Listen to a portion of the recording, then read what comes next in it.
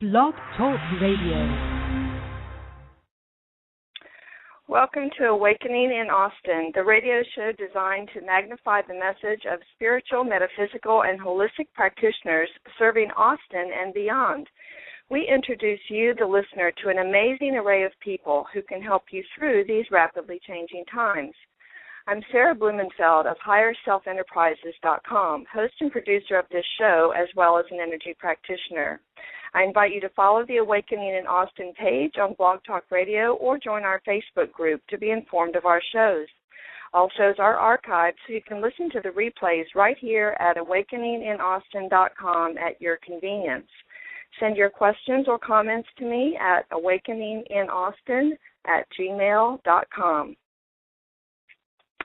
My guest today is intuitive guide David Tangredi, founder of A Fool's Inclination. His website is davidtangredi.com.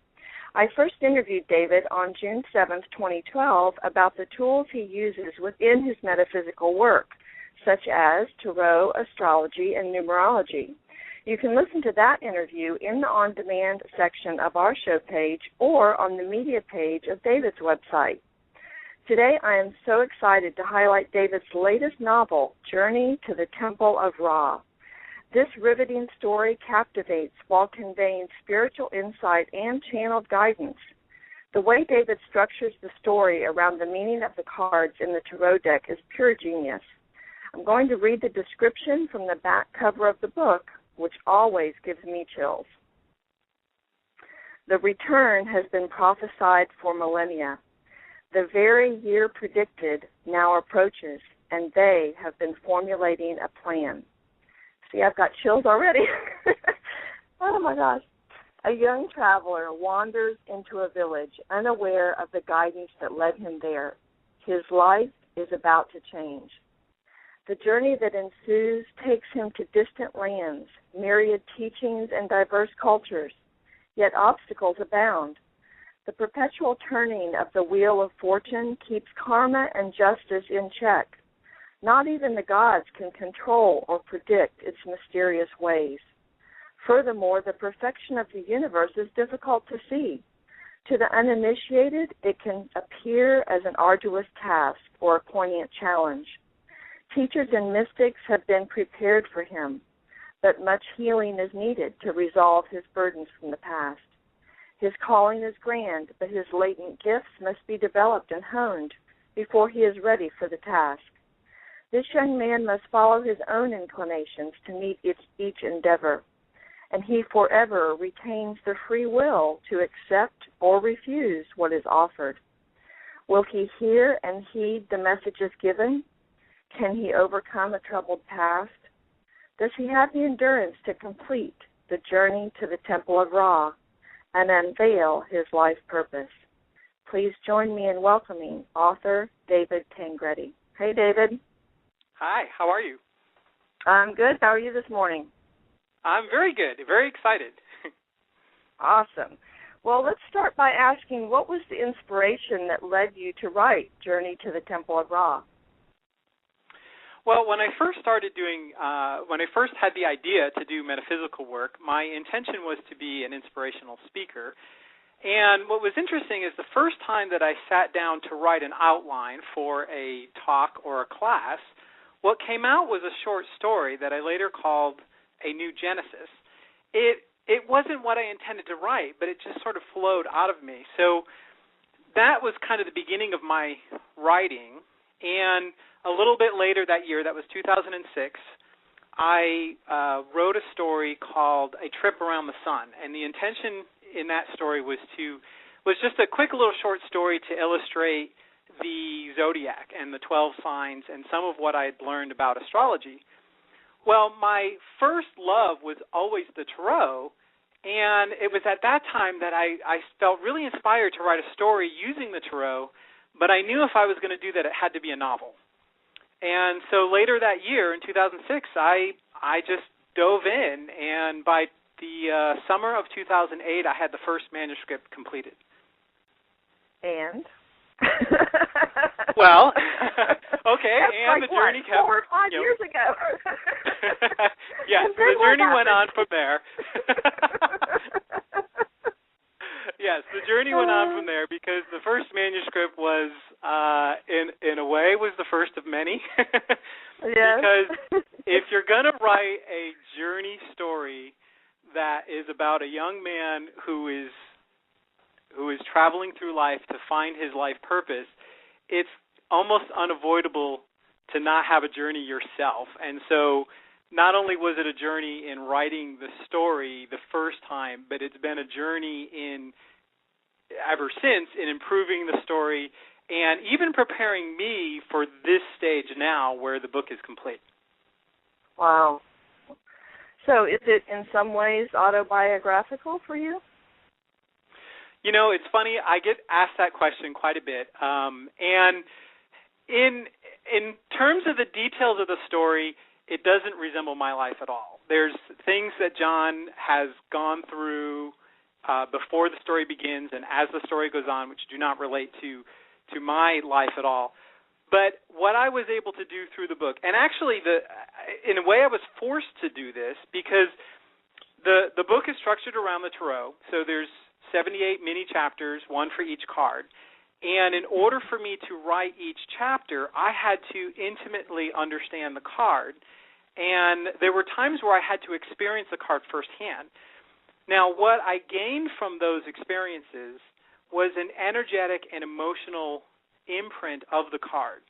And those details are what I was able to put into the book. So there are times where there's either mystical experiences or human experiences or emotional relationship experiences, and I translated my emotions and what I felt going through them into John's version.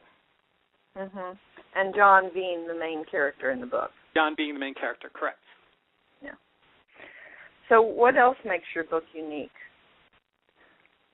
Well, one of the things that I think makes Journey to the Temple of Ra unique is through the years I've read books about the tarot, but I've never read stories that use the tarot or had tarot readings within it. I've read channeled books like Seth Speaks and Conversations with God, but I've never read stories that included channelers or channelings. And I don't even recall any stories where there were healers or energy workers, light workers, any of that kind of stuff. That's part of what my career life is like, part of what my peer group, at these days, most of my peer group does that kind of work for a living. So I wanted to create a story that included all of those things. And as far as I know, it's the only one I know. Awesome. Does somebody need to be metaphysically inclined to read your book or understand the cards in the tarot deck?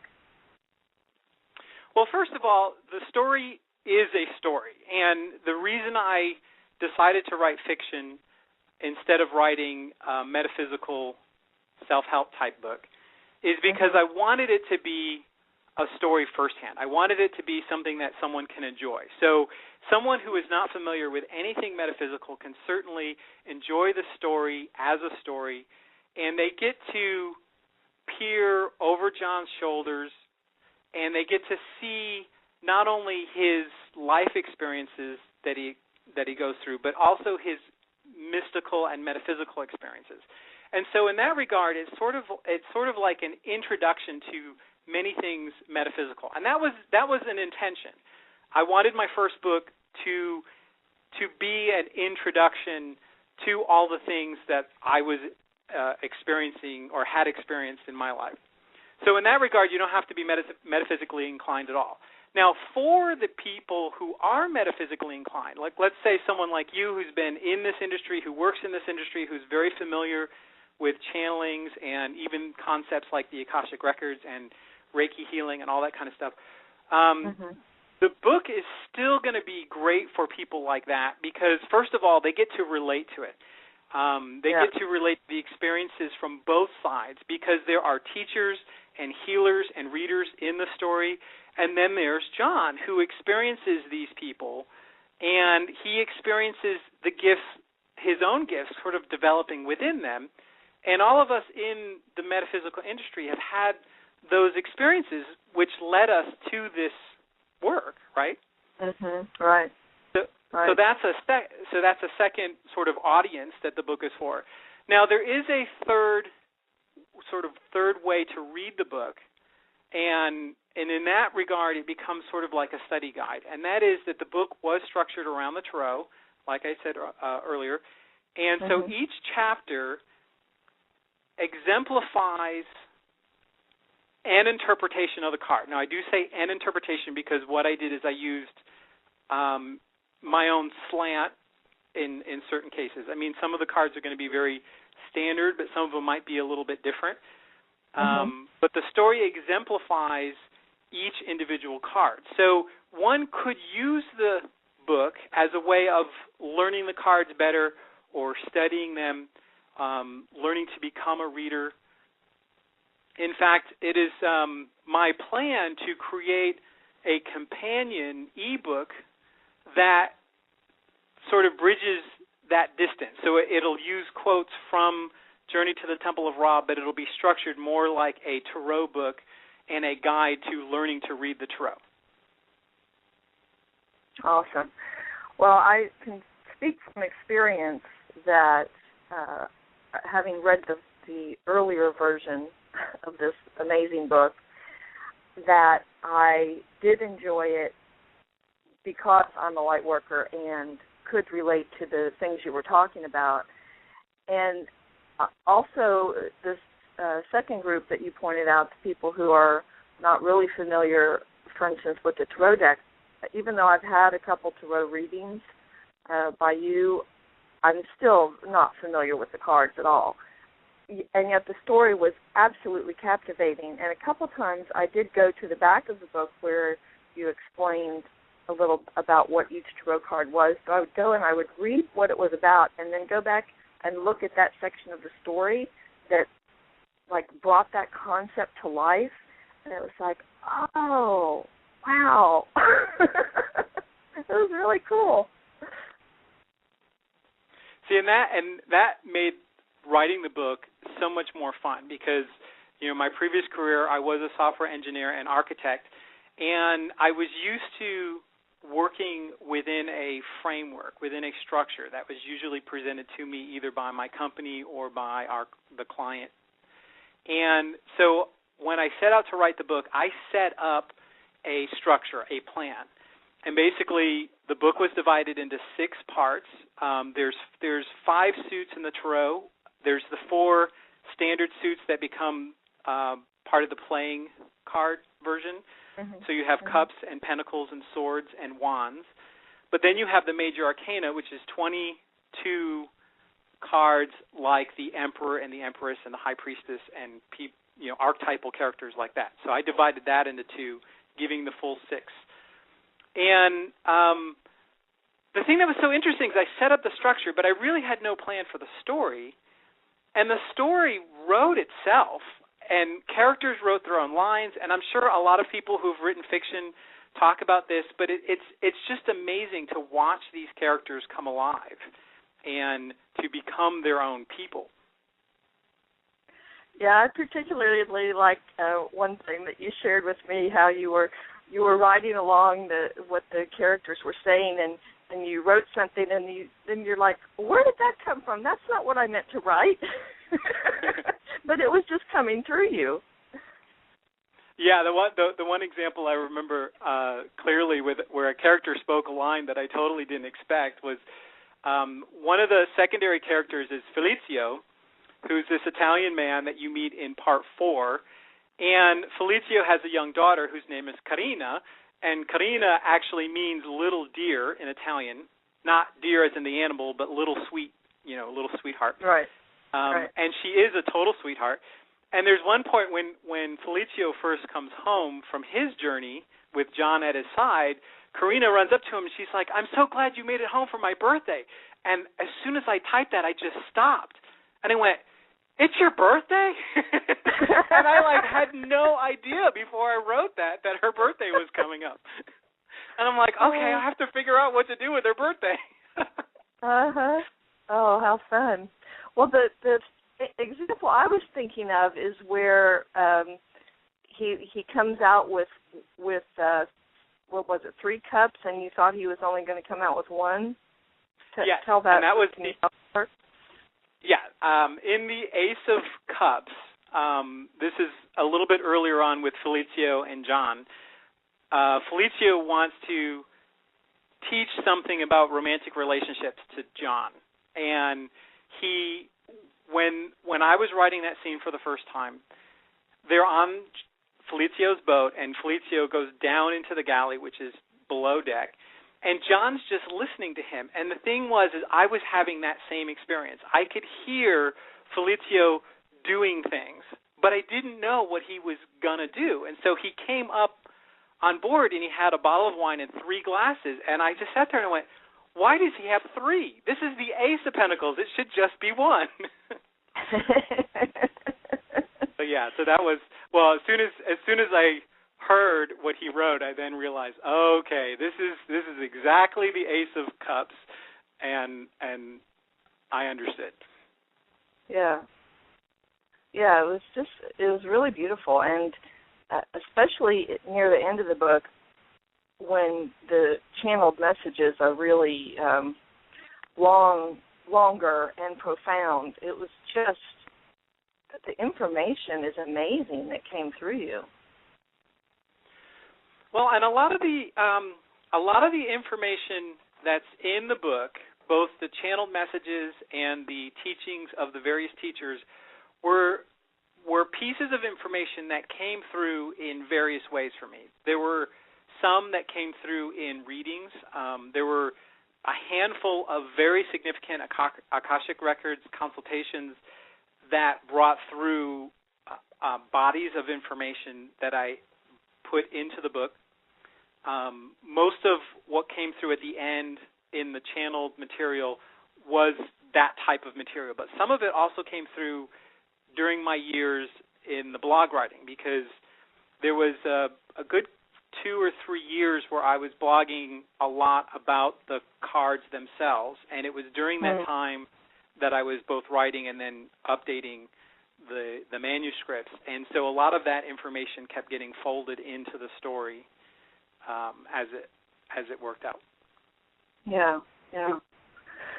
So I understand now that you have you're going to be touring around the country and promoting the book, and what are your plans now for getting this book out there? I am going to be touring. In fact, the book tour starts in early September. The first stop is going to be at a healing center. It's called Synchronicity Healing Center. It's in Brewster, New York, which is one town over from my birth town. I have a day scheduled there. I'll be doing some readings, and then I'll do a talk on the book and sign and be doing book signings. And the following weekend, I have a back-to-back 2 events at the same place, which is the Abundant Wellness Center in Chicopee, Massachusetts. And I'll be doing something similar on that Friday. And then on Saturday, I'll be attending the Women's Empowerment Day and be doing mini readings on a shorter talk, but have books with me that whole time. So those 2 events, those 2 establishments kick off the book tour. I have some dates scheduled here in Austin in October, and then in San Marcos, Texas in November. And I'm going to fill in from there.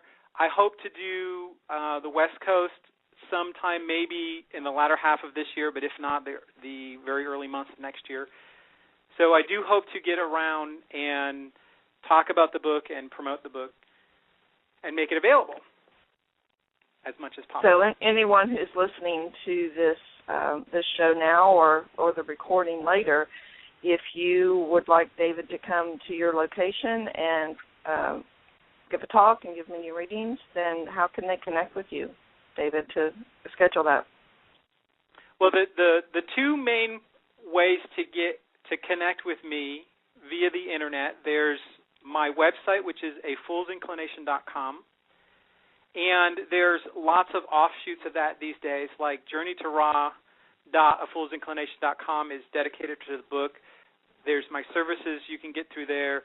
DavidTangredi.com is my bio site. And then there's my blog, which you can get to at blog.afoolsinclination.com. And if you get to any one of these places, you can get to all the others. And so there's a place where I have an events calendar, which I'm going to keep up to date with all my events. There's a bunch on there now. And I'm also publishing a list of book vendors. So it's all the places that you'll be able to buy a physical copy of the book. You can actually put your hands on it because these are physical stores. For example, Synchronicity and the Wellness Center, they'll be carrying books after I leave to sell. Mm-hmm. And there's a few places here in Austin that I'm hoping to get the book in for people here. So that list will be up there too.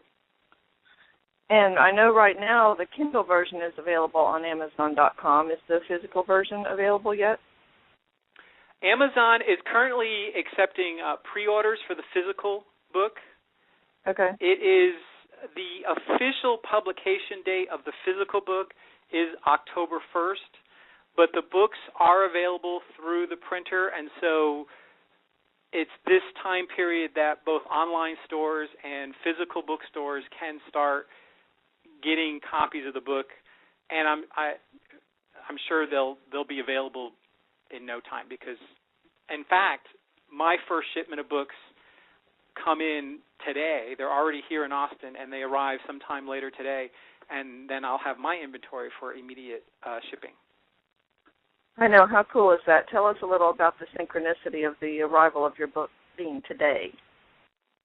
I know. It's great, and it's, and the synchronicity is all around.